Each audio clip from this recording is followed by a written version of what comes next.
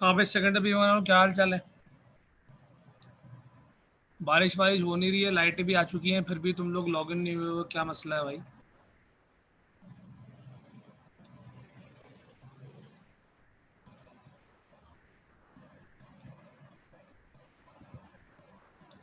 अच्छा, पहले तो मैंने आपको व्हाट्सएप ग्रुप पे वर्डिंग भेजी है वो बैकलाइट की, ठीक है? बुक से मैंने कॉपी करने को बोला था आपसे,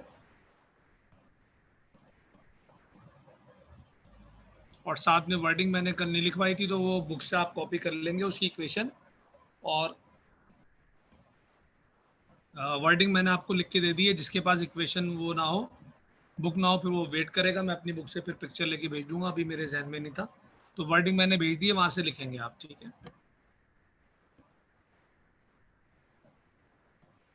क्लास बस मैं अब शुरू कर रहा हूँ, अभी शुरू भी नहीं हुई है। बस फिलहाल तो ये बता रहा था कि मैंने जो लास्ट टॉपिक एंड किया था, रिकॉर्डेड लेक्चर मैंने भेजा था, उसमें पॉलीमराइजेशन का टॉपिक हमने एंड किया, और पॉलीमराइजेशन के टॉपिक में हमने कंडेंस्ड पॉलीमराइजेशन की डेफिनेशन लिख ली थी, अलबत्ता उसकी एग्जाम्पल मैंने आपसे बुक से करने का कहा था, दैट इज बेकेलाइट। और साथ में उसकी वर्डिंग थी, तो वर्डिंग तो मैंने ग्रुप पे भेज दी है, वहां से लिख लीजिएगा आप। और रही बात इक्वेशन की, तो वो बुक से आएगी, अगर बुक हो तो लिख लीजिएगा, बुक ना हो तो फिर वेट कीजिएगा, मैं फिर बुक से की पिक्चर लेके भेजूंगा। तो एडिशन पॉलीमराइजेशन वो पॉलीमराइजेशन होती है जिसमें कोई बाय प्रोडक्ट नहीं होता, और कंडेंस्ड पॉलीमराइजेशन वो होती है जिसमें बाय प्रोडक्ट होता है। तो जितने लोगों ने आप में से कंडेंस्ड पॉलीमराइजेशन की एग्जांपल बुक से लिखी है, उनको water as a by product मिलते हुए मिलाओ।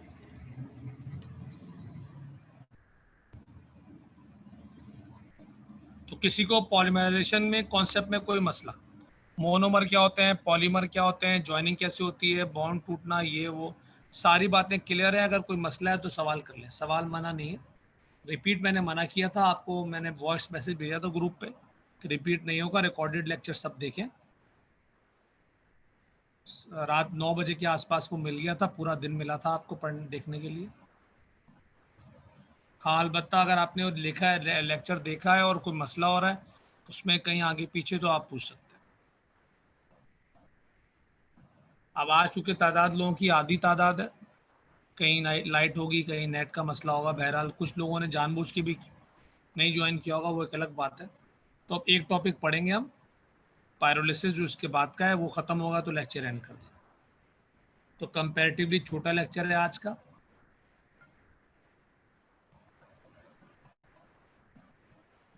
किसी को पॉलीमराइजेशन में कोई इशू है तो बता दें। मेरी आवाज़ आ रही है तो भी बता दें, क्योंकि बिल्कुल शांत हुए हुए हैं आप लोग, खामोश, पता नहीं चल रहा।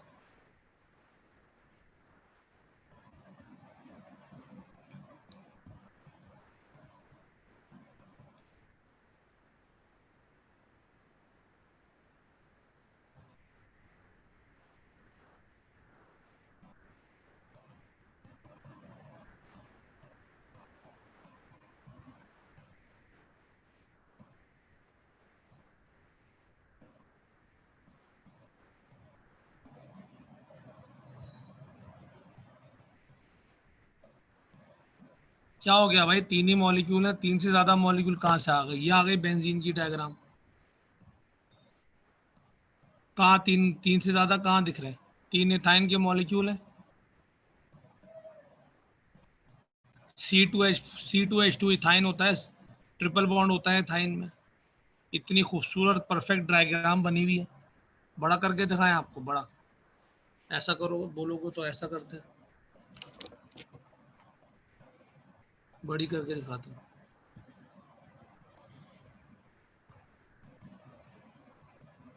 ये लो भाई, खास फरमाइश पे डायग्राम बड़ी करके दिखा दी। अब देख लो इसमें कितने इथाइन है।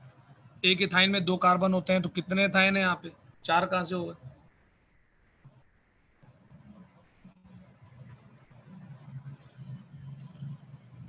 हाँ भाई, हसन, क्लियर हो गई अब बात?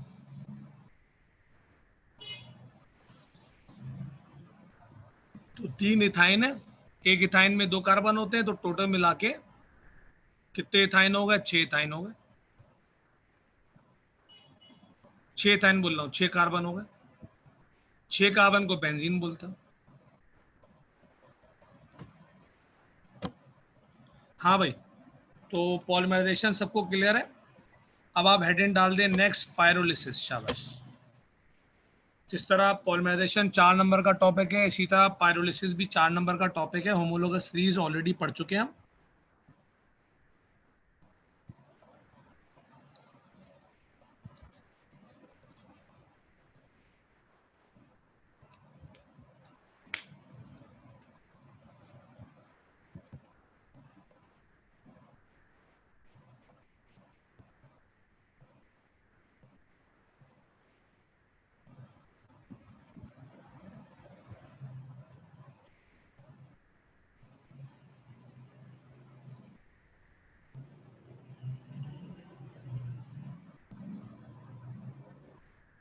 अच्छा भाई, जिस तरह पॉलीमराइजेशन में आप एक सिंगल मॉलिक्यूल बनाते हैं by the help of large number of small molecules, ठीक है, छोटे छोटे मॉलिक्यूलों को मिलाकर एक अदद लार्ज मॉलिक्यूल बनाते हैं, जिसको पायरोलिसिस नहीं, जिसको पॉलीमराइजेशन कहते थे आप, है ना भाई। इसी तरह यहाँ पे रिवर्स फिनोमेना है।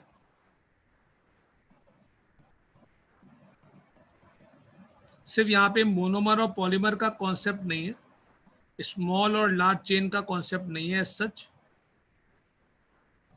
लिहाजा इसको ऑफिशियली पॉलीमराइजेशन का रिवर्स नहीं मानते, पर कॉन्सेप्शुअली एक ही है, मतलब रिवर्स है। पॉलीमराइजेशन में बहुत सारी चीज़ों को एक में कन्वर्ट करते हैं, और पायरोलिसिस में एक मॉलिक्यूल को बहुत सारे में कन्वर्ट करते हैं। तो अगर आप पायरो कहते हैं हीट को, PYRO, पायरो का मतलब हीट, और लिसिस का मतलब ब्रेक होना। तो अगर आप किसी ऑर्गेनिक कंपाउंड को हीट करें और हीट करने से वो ऑर्गेनिक कंपाउंड ब्रेक हो जाए, ठीक है भाई, किसी ऑर्गेनिक कंपाउंड को आप हीट करें और हीट करने से वो ब्रेक हो जाए, और ब्रेक होकर वो दो या दो से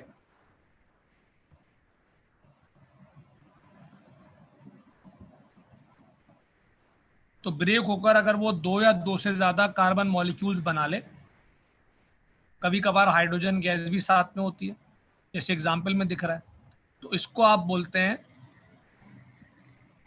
पायरोलिसिस, ठीक है, this is called pyrolysis.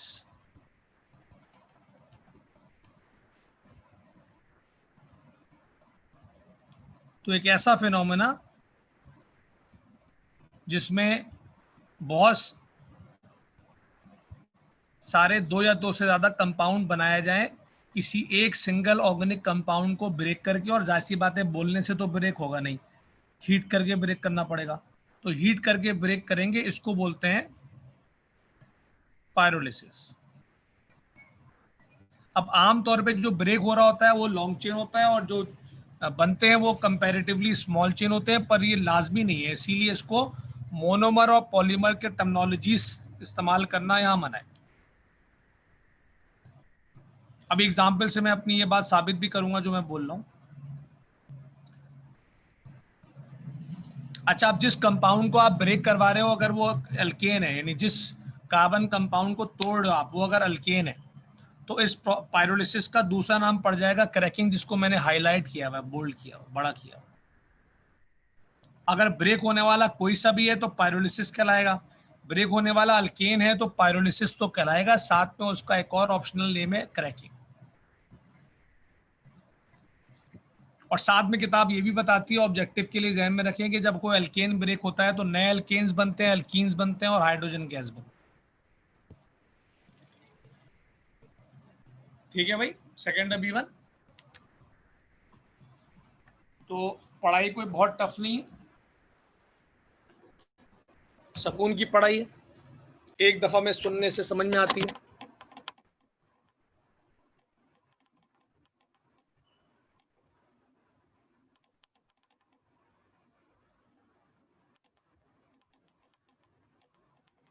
Recorded में तुम लोगों की पंचायतें नहीं होती ना, इसलिए ज्यादा काम हो जाता है शायद,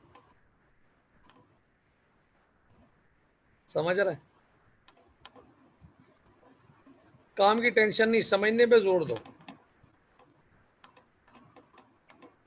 वो मेरी टेंशन है कितना कराना है कितना नहीं कराना है।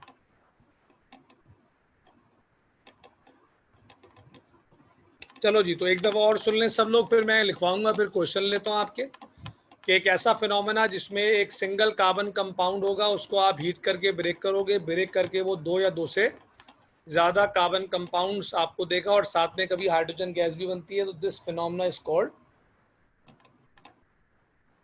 पायरोलिसिस। और जिसको ब्रेक कर रहे हो अगर वो अल्केन हुआ तो पायरोलिसिस का दूसरा नाम पड़ जाएगा क्रैकिंग। और आमतौर पे क्रैकिंग के जो रिजल्टेंट प्रोडक्ट्स होते हैं, आमतौर पे जो क्रैकिंग के रिजल्टेंट प्रोडक्ट्स होते हैं उसमें कौन कौन शामिल होता है? उनमें शामिल होते हैं अल्केन्स, अल्कीन्स और हाइड्रोजन गैस। चलें डेफिनेशन लिखें, उसके बाद और बात करेंगे। सब लोग डेफिनेशन के लिए तैयारी पकड़ें, हेडिंग डालने पायरोलिसिस, उसमें लिखें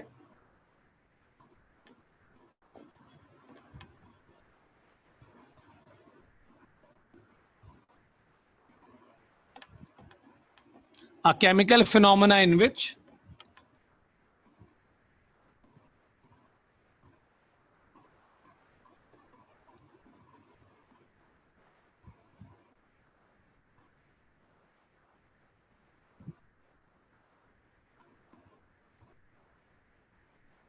a chemical phenomena in which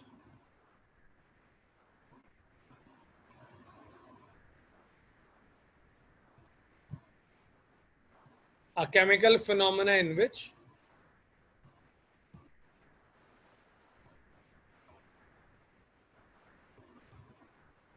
a single carbon compound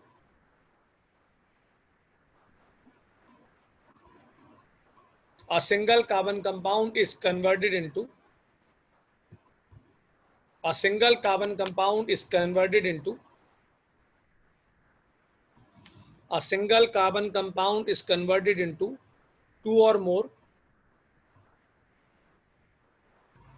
is converted into two or more is converted into two or more organic compounds, two or more organic compounds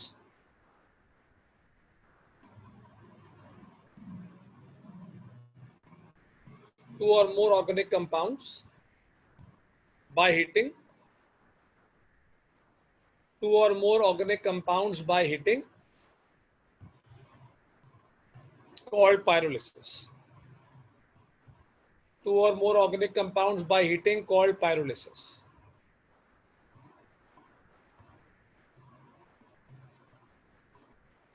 And when it is applied on alkanes, and when it is applied on alkanes, and when it is applied on alkanes called cracking. And when it is applied on alkanes, and when it is applied on alkanes called cracking. And when it is applied on alkanes called cracking. Para number 2 लिखें, generally para number 2 लिख रहे हैं आप, generally the products of cracking are generally the products of cracking are generally the products of cracking are new alkanes. Generally the products of cracking are new alkanes, alkenes with hydrogen gas. New alkanes, alkenes with hydrogen gas.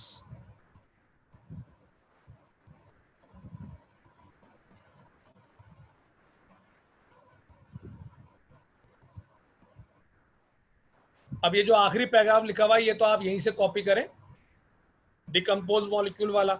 उसके बाद chat box पे मुझे या फिर hand raise करें, मैं वो sound खोल देता हूँ आपका, तो मुझे आप बताएं कि ये आखिरी पैराग्राफ कहना क्या चाह रहा है।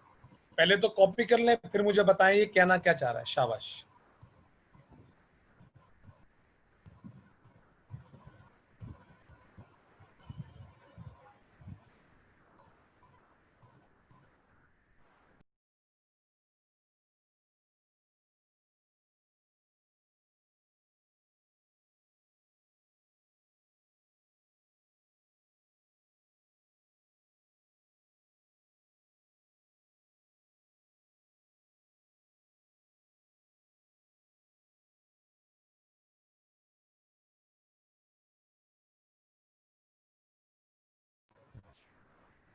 हाँ भाई, चैट बॉक्स में पहले तो लिख लें आप para number 3, decompose molecules are less volatile and newly form molecules have greater volatility.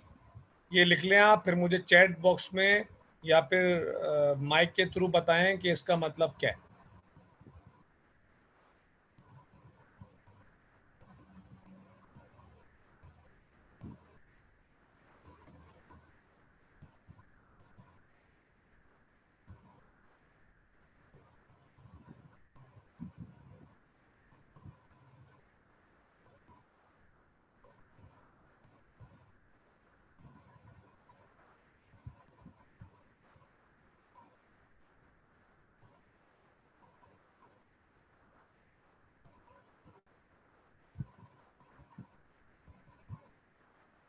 तो भाई आखिरी पैराग्राफ तो आखिरी होता है ना यार, डिकम्पोज से लिखना है ना। डिकम बाकी सब तो लिखवा ही दिया मैंने। लास्ट पैराग्राफ बोला है ना, डिकम्पोज मॉलिक्यूल से लिखना है, decompose molecules are less volatile, ये लिखना है। हाँ तो फिर वो ये लिखो, डिकम्पोज मॉलिक्यूल से लिखोगे।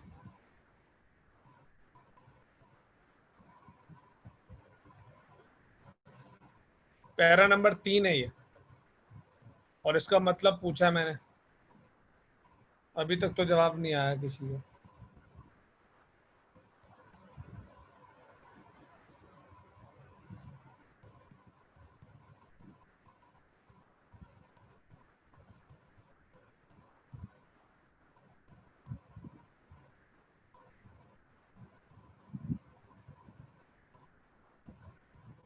तो मेल्टिंग बॉइलिंग पॉइंट तो फिजिकल प्रॉपर्टी है, तो रिएक्शन हो रहा है समीत।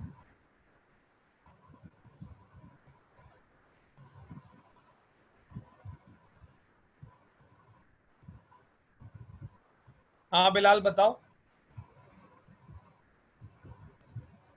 लिख के बता दो अगर बताना चाहो।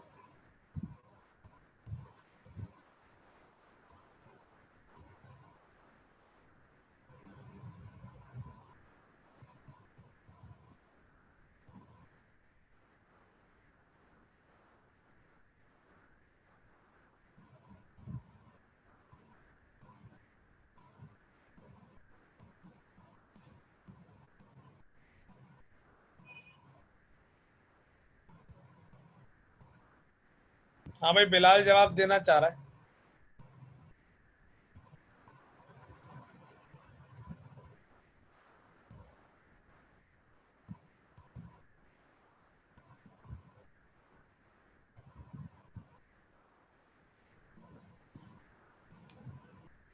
कॉन्सेप्चुअली जवाब दें, ये वोलेटाइल के वर्ड से नहीं जवाब दें, वो तो फिर फंस जाएंगे आप।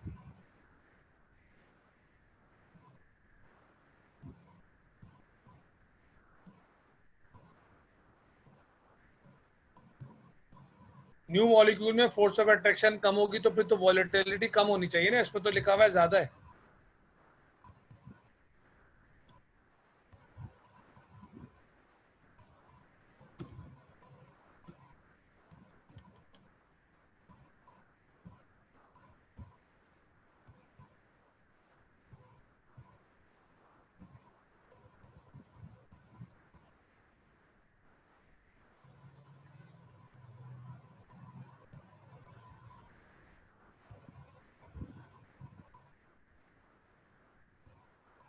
चलो भाई, तो पैरा नंबर 3 का मतलब सुन ले भाई। वोलेटाइल का मतलब वैसे तो सही बताया उसने, समीत ने।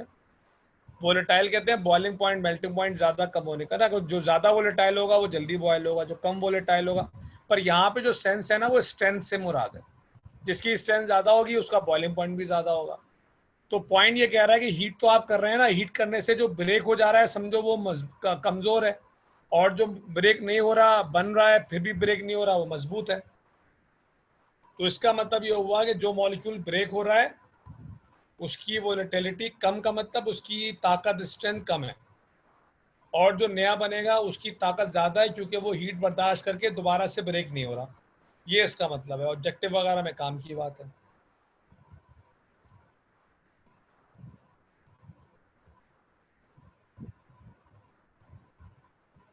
बस बिलाल ने सही लिखा है, पर ये एवोपरेट का वर्ड सही नहीं है। केमिकल रिएक्शन हो रहा है तो आप स्ट्रेंथ का वर्ड इस्तेमाल कर लो। बाकी सही लिखा है इसने, कि कम टेम्परेचर पे ब्रेक होगा वो, पुराना वाला, और जो नए मॉलिक्यूल हैं वो ज़्यादा टेम्परेचर पे ब्रेक होंगे, तो वो ब्रेक इसीलिए उतने टेम्परेचर पे नहीं होंगे जो हम दे रहे हैं। सबको ये बात क्लियर हो गई? तो जो मॉलिक्यूल हम तोड़ रहे हैं उनकी बॉन्ड एनर्जी कम होगी, और जो नए बनेंगे उनकी बॉन्ड एनर्जी क्या होगी, ज़्यादा होगी, इसीलिए वो ब्रेक नहीं होंगे। अब आप ये एग्जाम्पल लिखो, और एग्जाम्पल में मैंने जानबूझ के नाम हटा दिए, कुछ लोगों ने पहले देख लिए होंगे, याददाश्त अच्छी होगी तो, पर मैंने मिटा दिए। अब आप ये नाम खुद से लिखो, और बॉन्ड देख के आपको फैमिली पता चलेगी, अल्केन, अल्कीन, अल्काइन, और कार्बन की तादाद देख के मीथ, ईथ, प्रोप, ब्यूटा, वो मैंने सिखाया हुआ है। तो सारे नाम लिखो आप, सही है? जो नाम आपने नहीं लिखने वो मैं लिख दे रहा हूँ, बाकी सब आप लिखें।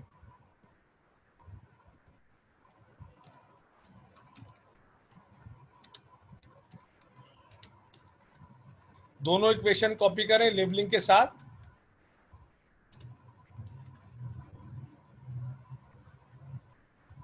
जो नाम आपने नहीं लिखना वो मैं लिख दे रहा हूँ, बाकी आप लिखेंगे।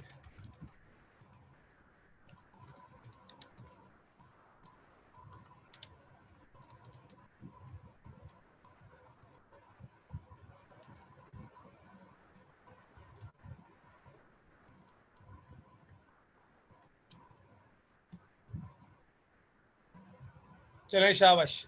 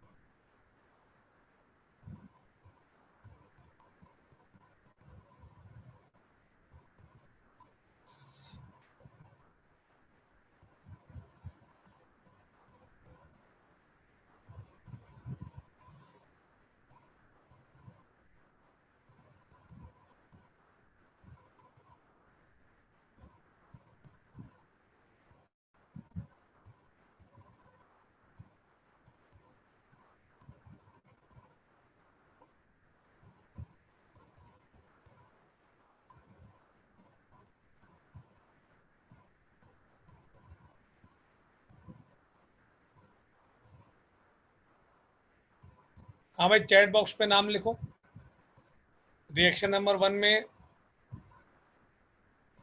चैट बॉक्स पे नाम लिखें प्रोडक्ट्स के। रिएक्शन नंबर 1 में 3 नाम लिखने, 4 नाम लिखने हैं आपने, लाइन से लिखें। रिएक्शन नंबर 2 में 2 नाम लिखने हैं आपने, वो भी लाइन से लिखें, शाबाश। चैट बॉक्स पे नाम लिखें। जिसको अभी तक नाम लिखना नहीं आया, आप बार बार मेरे बोलने के बावजूद कैजुअल पढ़ाई कर रहे हैं, फ़ायदा नहीं है, नाम लिखना अब आना चाहिए।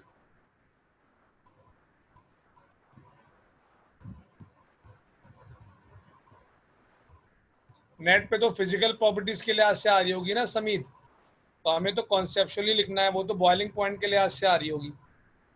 तो जिसकी स्ट्रेंथ ज़्यादा होगी उसकी बॉन्ड एनर्जी भी ज़्यादा होगी, बॉइलिंग पॉइंट भी ज़्यादा होगा। समझ में बात आ गई? तो हमें तो पॉइंट ऑफ व्यू समझना है जो जुमला किताब कहना चाह रही है उसका।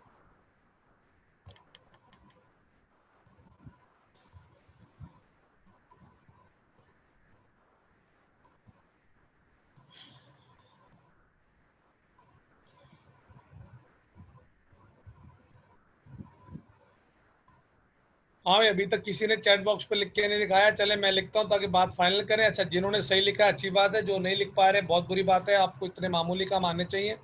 3 कार्बन को प्रोप बोलते हैं, PROP, और सिंगल बॉन्ड में अल्केन फैमिली है तो नाम में आ गया ANE, तो ये प्रोपेन हो गया। उसके बाद यहाँ पर भी 3 काम है, 3 कार्बन है तो फिर प्रोप आ गया, और डबल बॉन्ड का मतलब अल्कीन फैमिली है तो ENE आ गया, तो ये प्रोपीन हो गया। फिर 2 कार्बन को ईथ बोलते हैं, इनको हल्का ना ले, यही पढ़ाई है, यही तंग करेगी आपको। और again double bond alkyne family है तो नाम में ईन आ गया। CH4 तो अल्हम्दुलिल्लाह आपको आता ही होगा, ये मेथेन होता है, इसमें क्या बताऊं मैं। सेकंड वाले में ये 10 कार्बन से ऊपर का है, तो आपको पता है सिलेबस में 10 कार्बन से ऊपर तो है नहीं, इसीलिए इसका जर्नल नेम लिख दिया उन्होंने। जर्नल नेम वो होता है जिसके पीछे कोई लॉजिक नहीं होती, जो लॉजिक के बगैर होता है, नाम होता है बस, जिससे इंडस्ट्री में पहचानते हैं।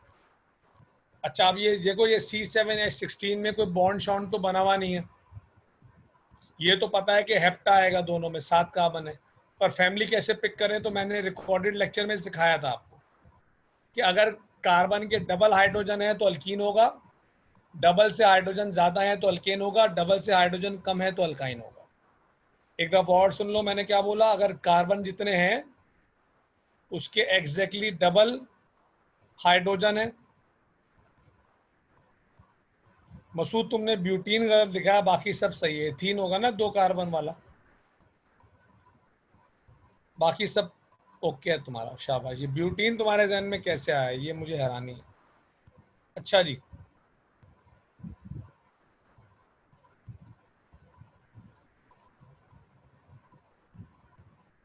तो मैंने क्या पढ़ाया कि 7 कार्बन का डबल 14 होता है, तो एग्जैक्टली डबल होता तो अल्कीन होता, डबल से एक्सीड करेगा तो अल्काइन होगा, कम होगा तो सॉरी एक्सीड करेगा तो अल्केन होगा, और कम होगा तो अल्काइन होगा। पहले वाले में 7 का डबल 14, हाइड्रोजन 16, यानी डबल से ज्यादा, तो डबल से ज्यादा है तो ये अल्केन होगा, तो अल्केन होगा तो 7 को बोलते हैं हेप्टा, और अल्केन में लग जाता है यानी, तो ये हेप्टेन हो गया।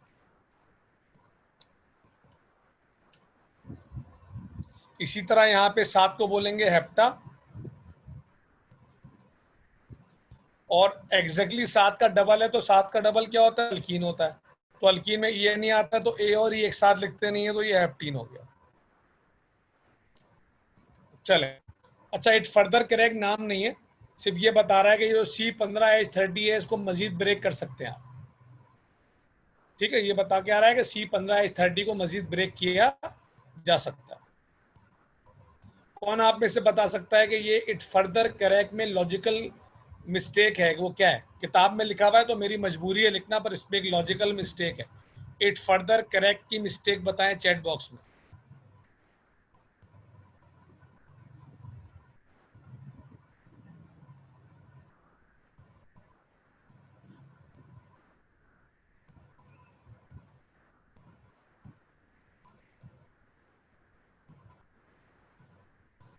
इट फर्दर करेक्ट में एक मिस्टेक है लॉजिकल, नहीं, मास 10 से ज्यादा कार्बन होने में कोई मसला मसला नहीं है, वो तो हमारा सिलेबस 10 कार्बन का है ना, तो 10 कार्बन से ऊपर हम पढ़ते नहीं है नाम वाम, लेकिन हो सकते हैं ना 10 से ऊपर, मना थोड़ी है, वो सिलेबस नहीं है हमारा। और भाई अंग्रेजी का मसला नहीं है, लॉजिकल मसला पूछा है, इंग्लिश बता रहा है, करेक्ट आएगा, हरकतें देखो। हाँ भाई, अशर ने सही जवाब दिया, समीत ने अब सही जवाब दिया, केमिस्ट्री में वापस आया ये। अभी मैंने आपको ये पढ़ाया था कि क्रैकिंग का वर्ड इस्तेमाल होता है अल्केन के लिए, और ये C15H30 में कार्बन के डबल हाइड्रोजन है, तो कार्बन के डबल हाइड्रोजन के लिए समझ जाओ कि अल्कीन है, एग्जैक्टली डबल है, अल्कीन है, तो अल्कीन के लिए क्रैकिंग का वर्ड अलाउ नहीं है, यहाँ पे होना चाहिए था इट फर्दर पायरोलाइज्ड, पर आपकी जो बुक है आपको पता है वो तो छपी हुई है पता नहीं कब की, तो जो चल रहा है चल रहा है, तो आपको यही लिखना पड़ेगा इट फर्दर क्रैक, क्योंकि बुक से चेक करते हैं, कॉपी चेक करने वाले भी एक से एक है, आपको पता है, तो आपको इट फर्दर क्रैक ही लिखना है, पर ये पढ़ाई के लिहाज से पढ़ा दिया मैंने कि क्रैक का वर्ड यहाँ पे इस्तेमाल करना नहीं चाहिए। चले भाई, तो पायरोलिसिस का टॉपिक खत्म हो गया, तो होमोलोगस सीरीज, पॉलीमराइजेशन और क्रैकिंग यानी पायरोलिसिस, 3 टॉपिक हमने पढ़ लिए हैं। चौथा टॉपिक हम शुरू करेंगे, जैसे मैंने कहा आज थोड़ा कम पढ़ेंगे ताकि ज़्यादा नुकसान ना हो।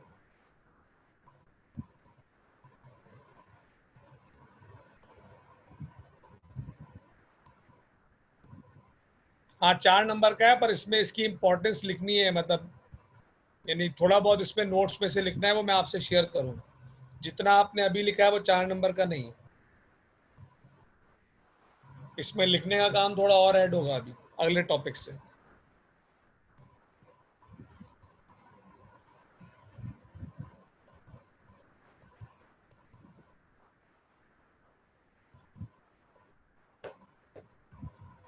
अच्छा, अब ये हमारा अगला टॉपिक है जो हमने अगले लेक्चर में पढ़ना है, मैं आपको भी बिस्मिल्लाह करके दे रहा हूँ इसकी।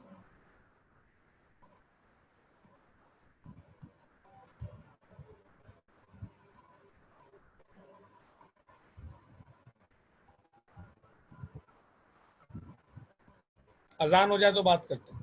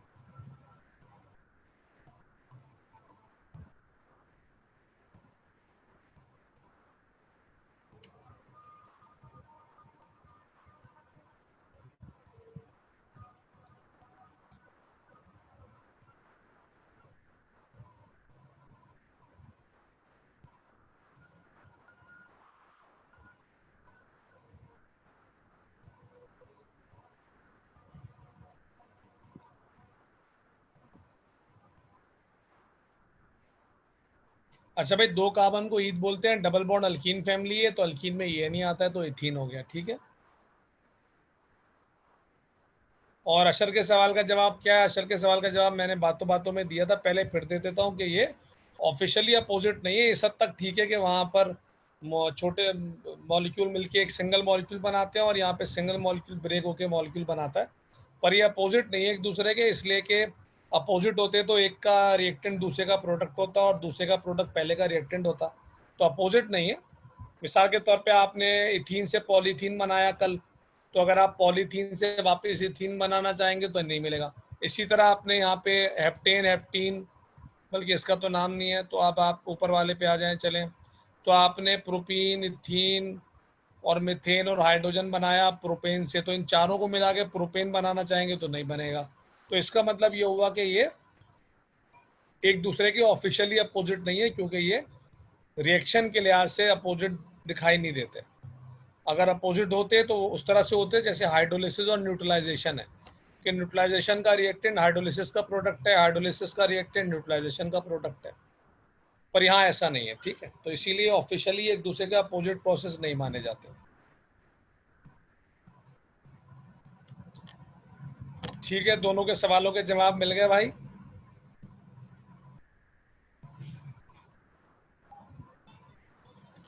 तो पेट्रोलियम, ठीक है भाई। तो पेट्रोलियम में बस जैसे मैंने कहा स्टार्ट लेना है हमने। जो हमारी गाड़ियों में फ्यूल डलता है उसको आप तो अवेयरनेस रखते हैं, आई होप कि आपको पता होगा कि उसको गैसोलीन बोलते हैं, ठीक है। पेट्रोल तो उसको आम लोग बोलते हैं, आप खास लोग हैं, केमिस्ट्री के स्टूडेंट हैं, तो उसका नाम है गैसोलीन। और gasoline is a mixture of hydrocarbons from 5 carbon to 8 carbon, यानी पेंटेन, हेक्सेन, हेप्टेन और ऑक्टेन, इसका मिक्सचर होता है ये गैसोलीन, ठीक है। गैसोलीन मिक्सचर होता है from pentane two octane, 5 carbon से लेके 8 कार्बन। अच्छा, अब हमारी गाड़ी में तो गैसोलीन डलता है, पर नेचर हमें गैसोलीन प्रोवाइड नहीं करती। नेचर जो ऑयल हमें प्रोवाइड करती है, ज़मीन को खोद के जो निकालता है, एक्सप्लोर करता है इंसान, उसको बोलते हैं क्रूड ऑयल। ये भी आई होप कि आपको पता होगा, मशहूर वर्ड है। तो नेचर आपको क्रूड ऑयल देता है, और वो बहुत ह्यूज अमाउंट में है, आपकी सोच से ज़्यादा। सिर्फ एक्सप्लोर करने की बात है कि कहाँ से एक्सप्लोर होता है। इवन हमारे मुल्क में भी एक्सप्लोर हो रहा है, ऐसी बात नहीं है, पर वो हमें वापस होके मिलता है तो महंगा ही मिलता है। बड़ी अजीब सी बात है, पर वो इस पे किसी आम हालात में कोई सुनाए आपको ये बात तो हंसी आएगी कि ये कैसी उल्टी बात हो रही है। पर हमें एक्सप्लोर होने के बावजूद महंगा इसलिए मिलता है कि भाई एक्सप्लोर करने वाली सारी फर्म बाहर की हैं, तो वो एक्सप्लोर करती हैं, एक्सप्लोर करके अपने मुल्क का रेट लगा के वापस हमें बेच देती हैं। है बात अजीब सी। 10 रुपए का क्रूड ऑयल हमें पड़ना चाहिए या 20 रुपए का पड़ना चाहिए, तो वो कंपनी 20 रुपए में खुद रख के वो अपने डॉलर वॉलर के रेट लगा के वापस करती है, तो वो हमें 70-80 रुपए का मिलता है, और टैक्स मिला के 100 रुपए का मिलता है। तो ये है बड़ी अजीब सी बात, पर ऐसा ही है हमारे मुल्क में, तो यही चलता है, आपको पता है। तो एक्सप्लोर हो रहा है, पूरी दुनिया में एक्सप्लोर हो रहा है, और बे इंतहा ह्यूज क्वांटिटी में है, पर ये क्रूड ऑयल कहलाता है।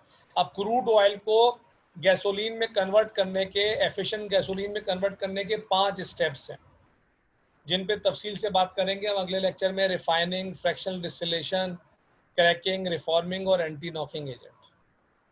ये सवाल पेपर में 4 नंबर का आता है, इसको पेट्रोलियम बोलते हैं।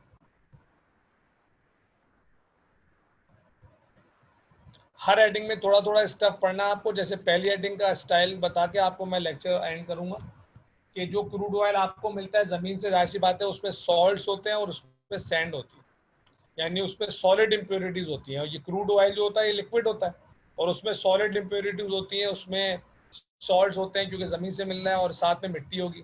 तो क्रूड ऑयल में से सॉल्ट और इम्प्योरिटीज़ यानी कि सैंड और सॉल्ट्स को सेपरेट करने के प्रोसेस को रिफाइनिंग कहते हैं। और जो कंपनी ये काम करके देती है वो ऑयल रिफाइनरी कहलाती है। इसका मतलब है कि क्रूड ऑयल को गैसोलीन में कन्वर्ट करने के लिए एक साथ 3-3, 4-4 फर्म्स काम करती हैं, सब अपने अपने हिस्से का पैसा लेती हैं। जैसे रिफाइनिंग करने वाली जो फर्म होगी वो और कुछ नहीं करेगी, बस मिट्टी और सॉल्ट अलग करेगी और अगली कंपनी को बेच देगी, अगली कंपनी अगला स्टेप करेगी। क्रूड ऑयल जब साफ हो जाता है तो उसमें हंड्रेड्स की तादाद में लिक्विड आपस में मिक्स होते हैं, जो कि सेपरेट हुए बगैर इस्तेमाल नहीं हो सकते। तो ये 100 से ऊपर लिक्विड होते हैं जो कि बेहतरीन होते हैं, पर सब मिक्स होते हैं, सब इस्तेमाल नहीं हो सकते। उनको सेपरेट करने के प्रोसेस को बोलते हैं फ्रैक्शनल डिस्टिलेशन। अब रिफाइनिंग कैसे करनी है, मिट्टी विट्टी कैसे अलग करेंगे, सॉल्ट कैसे अलग करेंगे, ये तो किताब डिस्कस नहीं कर रही, पर फ्रैक्शनल डिस्टिलेशन डिस्कस हुआ हुआ है, लिहाजा इस पर बात करेंगे अगले लेक्चर में। तो ये क्रूड ऑयल जो हमें ज़मीन से मिल रहा है रॉ फॉर्म में, गंदी हालत में, इसको प्योरीफाइड फॉर्म में लाना है, इस्तेमाल के काबिल बनाना है गैसोलीन की फॉर्म में। इस कंप्लीट फिनोमिने को आप बोलते हैं पेट्रोलियम। और ये इंशाल्लाह हम अगले लेक्चर में कंटिन्यू करेंगे। आज के लेक्चर में अगर आप कोई फर्दर सवाल करना चाहते हैं तो कर लें, अदरवाइज हम एंड करेंगे, और एंड करके अगले लेक्चर में बात करेंगे। Yes, सेकेंडर B1। आज के लेक्चर में कोई परेशानी? केमिस्ट्री का टेस्ट सर पे आ रहा है, हाइड्रोजन का चैप्टर सिलेबस है आपका, सही से टेस्ट दीजिएगा।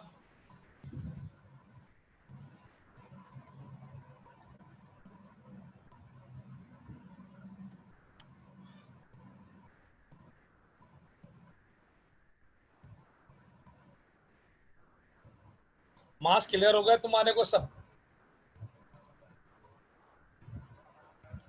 जिन लोगों को सारी बातें क्लियर हो गई हैं, टेस्ट के बारे में भी कुछ नहीं पूछना है वो जा सकते हैं, जिनको टेस्ट के बारे में कुछ पूछना है या फिर कोई सवाल करना है तो दे कैन आस्क।